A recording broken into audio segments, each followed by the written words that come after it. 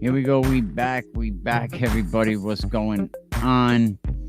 I know a lot of people are waiting for the reaction to the school committee meeting. We are going to do that. I'm just getting ready. I want to give my guy, Coach Pennington, give him his flowers, his love. Coach Pennington, good friend.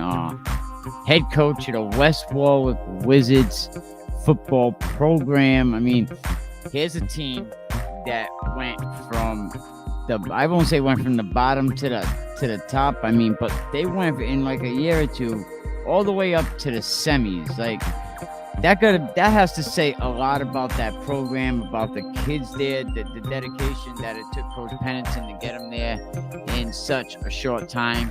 But I bet it wore on the guy. I mean, it wore the man right into retirement.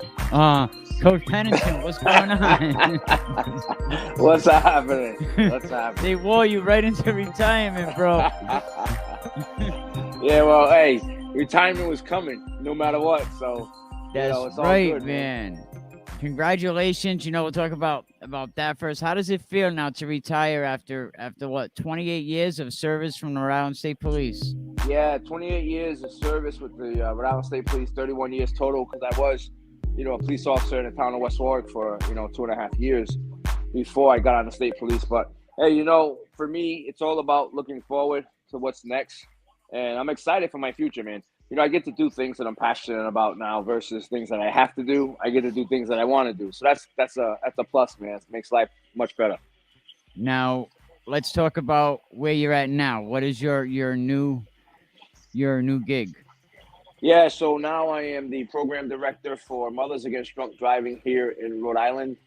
And it's kind of, for me, I took the passion part of what I did for the state police, which was, arresting impaired drivers and dealing with alcohol messaging and all of that stuff. And now I get to do that full time.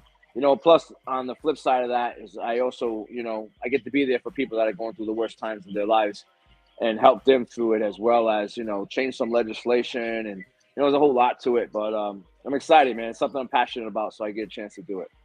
Now, Coach, I asked Coach Pivot, is in the schools with the minors, with the kids, do we put as much as we should into the seriousness of drinking and driving, or do we do just the minimum that we're required to do? That's a tough one for me to answer, not being in the school systems. But if I had to, how about overall as a community? I think that we could do more than what we're doing. I think that schools could be more proactive, but you got to think about it too. So, like in West Warwick, we have a ninth grade that goes up to seniors, right? So ninth graders aren't driving. Probably half the sophomore class is driving. So it's a half to less than a half of the high school is actually behind the wheel driving, and none of those kids should be drinking. So it kind of puts the school in a kind of a weird position. Talk about drinking and driving when they shouldn't really even be drinking. But it's definitely things that they should address and they should talk about. A lot of the high schools have what's called SAD programs, Students Against Drunk Driving, or they have student programs where they just kind of tackle all the issues that teenagers and beyond have to deal with. And some of those programs are really powerful. Should the penalty be? Should it take 3 times of getting a DUI to get a felony? I don't think so. One of the things that we're pushing right now in legislation is enhanced penalties. As a trooper, it's really frustrating when you arrest someone who's been, for drinking and driving, and they've been arrested, 4 or 5 times prior to that. You know what I mean? They still have their license. They're still driving a vehicle. That's a little disheartening. You feel like you're not making a difference, and that these people are still out here driving, and none of that, they're hurting each other and they're killing themselves and other people. So it's something that the legislative personnel or people need to actually kind of look at seriously. We need to do something about it, because in Rhode Island we really struggle with impaired driving. Amen. Absolutely, Coach. All right, let's talk about the West Warwick Wizards now. You guys made it to the semis. New season, new year. What are you guys up to right now? I'm sure you got them working out. Yeah, we're in the weight room working out. Pretty soon, as soon as the weather breaks, we'll start to get outside, do some stuff outside as well. We're getting ready to go. It's another season coming up. Different group of kids. It's just time to see what this group will do well and what this group can achieve. And I think that we have some good talent coming back. We have some kids that are hungry and want to get out on the football field that are coming in. So we'll see what we can put together. One of the things that I always kind of go into a season with. I try to go into a season with as much of an open mind as possible, because every team is different. Some teams you can run the ball a lot, some teams you can throw the ball a lot, some teams you can do both. And so you have to look at your team and see what you can do, and then you have to sculpt and craft a game plan around what they do best. Any potential leaders stepping up? Do you see some good leadership?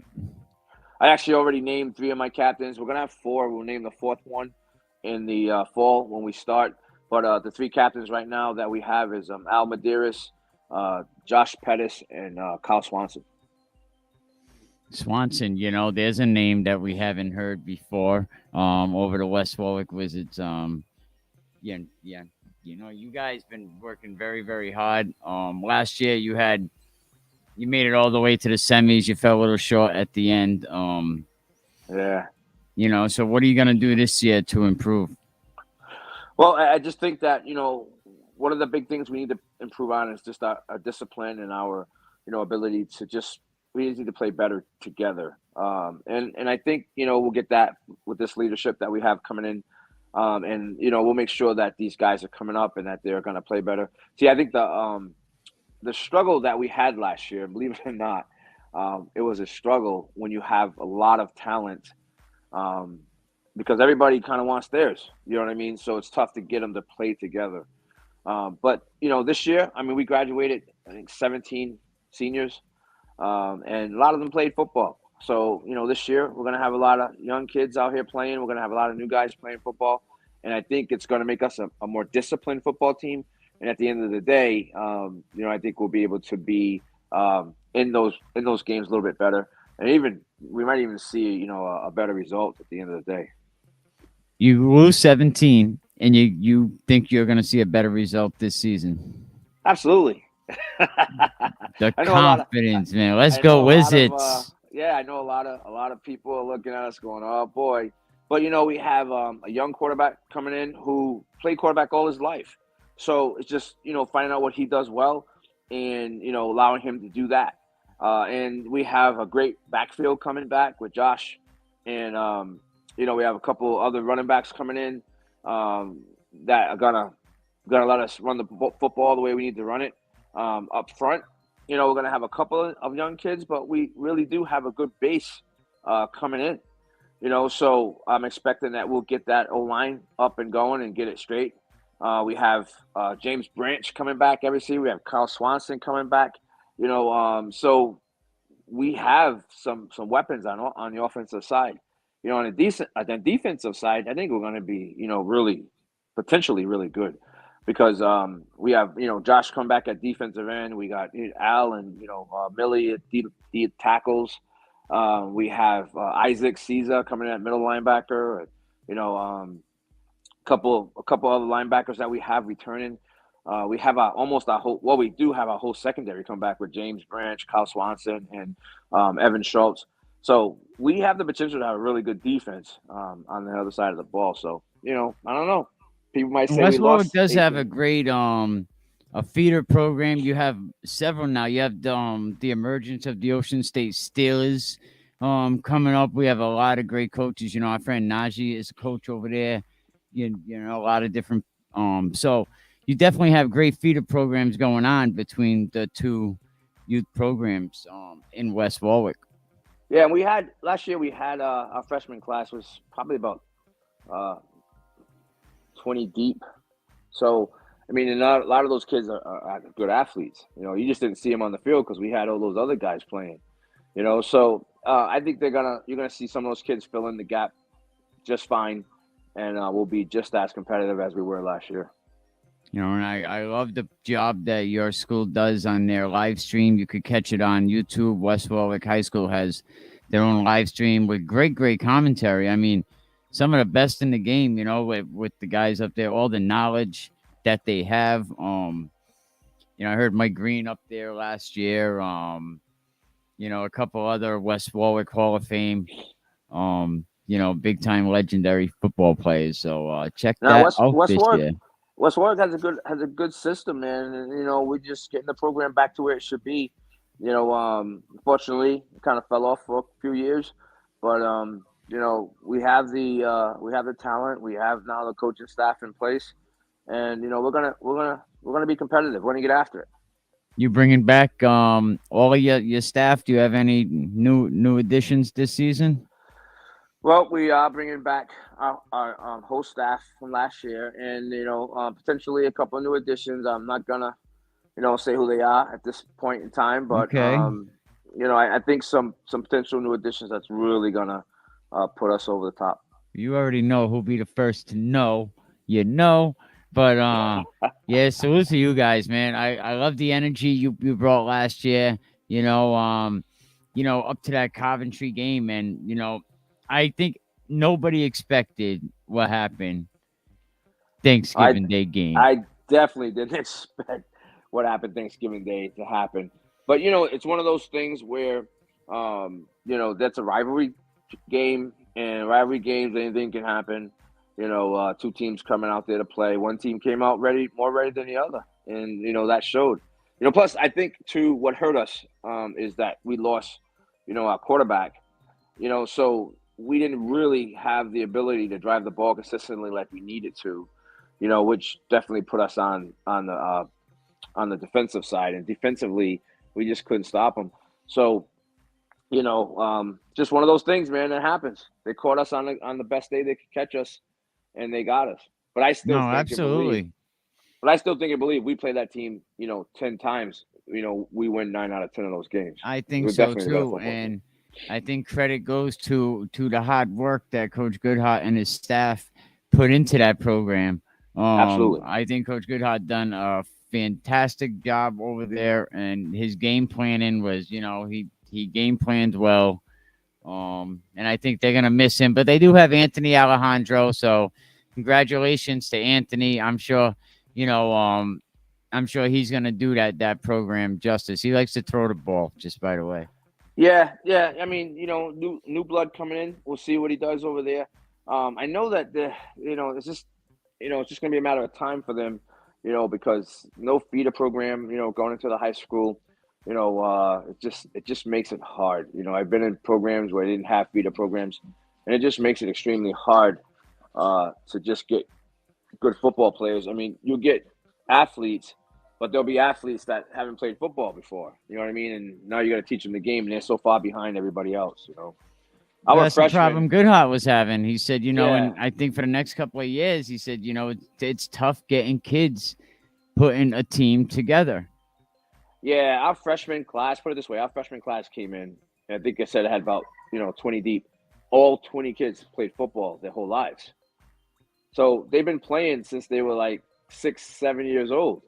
And now they're in high school playing football, and they're coming up through high school together. So the experience alone is going to put you head and heels over other teams. You know what I mean? That don't have that. So yeah, it's going to be interesting to see. It's going to be interesting to see what they do over there. How do you handle the transition getting kids from the youth program coming up to the high school? Everything's different. The energy's different. You have, and it must be hard to break some of them kids.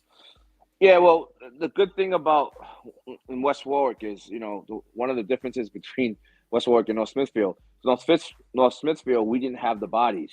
So, freshmen coming in, excuse me, they had to kind of almost compete. Almost some of them had to play, depending on, where we were light. But here in West Warwick, we have 54 kids last year. So if you got 20 freshmen, I'm trying to think, I don't think any of those kids played varsity football last year for us, which is good because that gives them a chance to come in, get acclimated to high school football, what it's all about, what it means, what's going on out there, to adjust to a new system, so that now, and it also now becomes a competitive thing where now, hey, you know what it looks like, what it takes. You want to be a varsity football player, get in the weight room. You want to be a varsity football player, act right in school. You want to be a varsity football player, conduct yourself in the right way, and that can happen for you. Yeah, Trey, Coach, let's jump over to your book, man. Did I hear a rumor that you're working on book number 3? Well, I actually have. So book 2 is out right now, and that's The Love of the Father, and I have book 3 actually at the editors right now. Hopefully, next fall, the end of late in fall, we'll get that one out. And I'm already writing book 4, so I feel like I'm at this point where I get to do some things that I'm passionate about. And I'm just allowing myself to do those things. So it's actually pretty cool. So a pastor, runs men's leadership groups, coaches high school football, runs Mothers Against, the executive director, Mothers Against Drunk Driving, writing 1, 2, 3 books, jumped out of helicopters, wars. When's the movie coming out? Yeah, huh? Stay away from politics. I'm starting to say politics are nasty. Stay away from politics. Yeah. No, I'm not. I'm definitely not interested in politics. I just want to, do this. Like I said, this second half of my life, I want to do things I'm passionate about, and really enjoy, the things that I do. What kids? You had kids that moved on, went on to college. Let's give them a little bit of love. Talk about it. Yeah. So actually, on Wednesday, this past Wednesday, that we had Devin Ballou. He got awarded the best lineman for our conference in Division 3. So, and Devin's moving on. We had DeAndre Chase, as everyone in the state knows that name. He's moved on. And let's see, we had also. I mean, there's so many of them. Just kind of like say names now. It's just blanks my mind. Congratulations, DeAndre Chase, man. There was a kid that we watched the battle up and down the field. Absolutely, he definitely was an athlete that every coach wants to be able to coach on their football team. Big J, he's moving on. He's our lineup, pretty much our whole line. We graduated, other than Al Medeiros and Millie Guzman. Those 2 guys are coming back. Everybody else, we kind of graduated. Let's see, who else? Who else are we losing? We're losing Sean Schultz, outside linebacker. We're losing Jesse Lavasia. He moved on as well. Was our little slot receiver that caught just about everything that we threw his way. Amazing. Yeah, so obviously, I can't forget or can't leave out the main guy here. Brady Miali, our 4-year starting quarterback, who's moving on as well. Also had a tremendous year in basketball for the Wizards. Absolutely, what an athlete Brady is. Oh, yeah. Shout out to him. You being in the game a long time, right? How much has recruiting changed? All right, hold on 1 second. Yeah, don't want me to put it on. Yeah. So what was that question again? Just this last question. You've been in the game so long, right? How much has recruiting changed up until now? Because we've seen Rhode Island dropped off 40% this year in recruiting. How much has it changed? Man, I'll tell you what. Recruiting. So now, if you're a high school football player and you want to go to college, right? You need to listen to what I'm about to say. If you're a high school football player, you want to go to play football in college, you need to start publicizing yourself, branding yourself. You need to put yourself out there, because you're not only just competing with every other senior in the country, but you're competing with the portal. So you got to make yourself so recruitable by these colleges that they have no issues taking you in. Your grades got to be right there. Your attitude's got to be right there. Your play on the field's got to be right there. Everything's got to be perfect for you, because there's so many options now. So now what's happened because of the portal? So check this out. Because of the portal and colleges being able to grab kids in the portal, what's happened is those top tier high school football kids have now dropped down, because the the colleges don't have to grab those kids. They grab kids out of the portal. So now those top tier kids who would have been Division I kids not as many Division I scholarships are being given to high school kids. So now those kids are going to Division II and Division III schools. So the kids that were Division II, Division III kids are now finding themselves really finding a hard time to find a place to play football. So you got to Absolutely. make sure, yeah, you got to make sure that your grades are up top notch. You got to make sure that you're the hardest worker on that football field. You got to put a good product out there. Get your game film out there early. Do your TikTok stuff. Get your, your social media stuff out there. And be proactive. I heard Coach Piva talking about Zach. Zach did it right. Zach was out there. He was going to the camps. He was putting himself in front of college coaches, which is huge, right? And he's answering emails. He's calling people back. He's being coachable and recruitable, and that's a big thing. A lot of high school players, especially here in Rhode Island, they think they're Division I kids because their coaches have told them that. But the landscape has changed. It's not the same as it was. So you can't just be that guy that's going to wait out and hold out and say, you know what, I'm not going to talk to these Division II or III schools because I'm going to go to Division I. Well, the portal has changed all of that. Now that's no longer going to be the case. The portal, those Division I schools are taking guys that they can win with right now, and that means all the top tier high school football players in the country. Now remember, you're competing with the country when it comes to Division I, right? Those kids are getting taken less, which means that middle tier of Division I football players coming out of high school are going down now to Division II and so forth on down to Division III. So a school like UMass, they're getting Division I caliber high school kids. So that means a kid who is traditionally a Division III or Division II football player, he's not even getting a look at right now. No, you're absolutely right. And I tell people, like I said, on Coach Piva, Justin Denson is another one you need to take. He took the blueprint and marketed himself. He knew he was a brand. And what happened? Alabama just came to him with an offer. It's you got to market yourself, get the grades, put the work in on the field. Willie Edwards says, build your foundation, sixth, seventh, and eighth grade. Once you get to Yeah, high school, you got to start building the house now. And you got to. You absolutely got if right. that's your desire to play college football, you have to do it. Because if not, if you're just saying, I'm going to let my play on the field take care of itself, you're going to find yourself on the short end of the stick. Absolutely. Some kids are not returning calls to Division III recruiters. And here's the thing, these guys all know each other. So Right, they kind of stop passing your name around. Hey, this guy treated me like a jerk. Next thing you know, the next guy is not going to take your call. right, right, So right, yeah, you got to right. present yourself as a brand. But Coach Penn, thank you. What's going on? Anything with the men's breakfast? Do you want to give a quick So plug to yeah, the hey, to the so church? yeah, so we have our men's conference coming up June 2nd and 3rd. That's the Rally Point Men of Integrity Conference. The theme of our conference this year is Men of Hope. I think that a lot of men have just lost hope, and so we want to encourage guys to, get some hope in their faith and hope in, who they are and who they're called to be as sons and men of God. And so that's June 2nd and 3rd, Sacred Exchange Fellowship, 75 Division Road in Warwick, Rhode Island. If you want, take tickets at $20. It's easy. It's a 2-day conference for $20. That is so cheap. That's dirt cheap. Practically giving it away. And that includes lunch on Saturday the 3rd, and I mean, tons. We have breakout sessions and all kinds of stuff going on. So it's definitely worth it. If you're out there and you really want to check it out, you want to come to the conference, hit me up either on Facebook, private message me, or reach out to Mikey and let Mikey know, and he'll get in touch with me, and we'll get you a ticket. And Coach, in the comments section, put the information, what's going on, definitely, and we'll definitely pin that. All right, Coach Pennington, man, the man of many jobs. You keep doing your thing. I can't wait to see the Yeah. Wizards on the football field and tuning in. Coach Penn, thank you. Talk to you soon. All right, brother. We'll see you soon. God bless.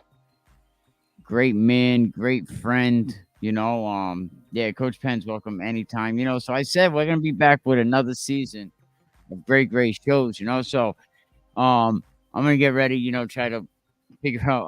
We're actually gonna do this. Westerly Town Council. We're gonna react to it, see how it is. Break it. I don't know how much it's gonna break down, but um, definitely gonna rewatch it. See if I got it.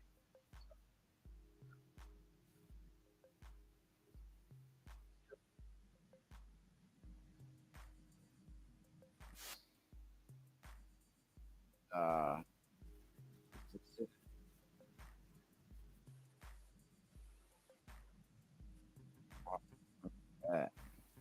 go. What a nice guy. You are a Sleuth. All right. Wow. Let me see. Seen something earlier that just I was. Oh,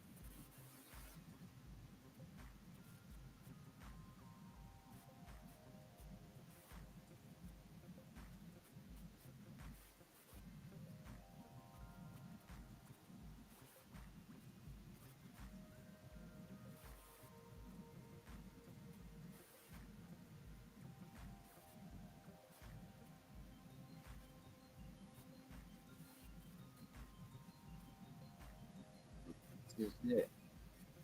All right, we'll be back because I don't think that we'll definitely be back. All right, people.